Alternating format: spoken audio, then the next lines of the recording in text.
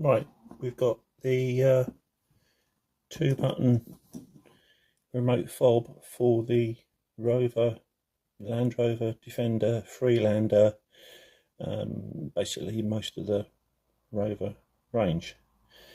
As you can see, this one is in reasonably good condition, but the battery is not working. If I bring the tester in here,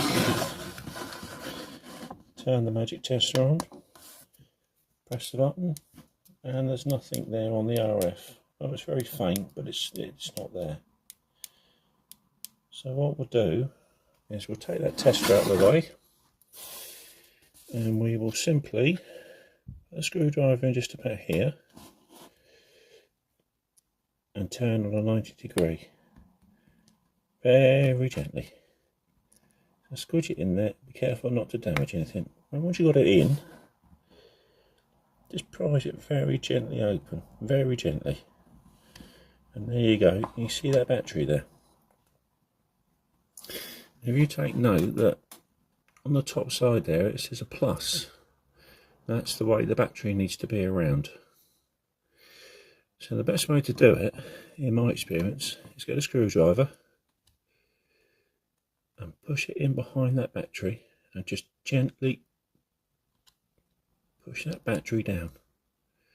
Be very careful not to touch the board.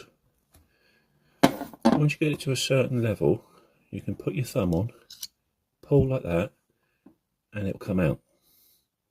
Now, that battery's dead, as you can see, but it's a CR2032. Please make sure you dispose of it properly, because they are lethal when they get in the kids' bellies. So if we bring this other battery in, which we know is a good one, simply reversal. So push in, make sure you go firmly up to this edge here where my thumb is. Take the rear case, replace it back on.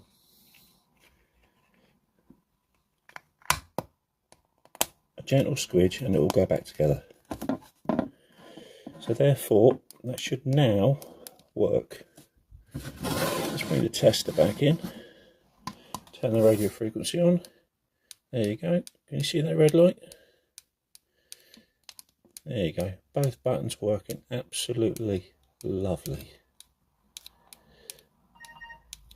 If you're buying one of these and you need to buy a replacement, you will also find on the back here there's another number, 17TN or 3TXB. This is the 3TXB.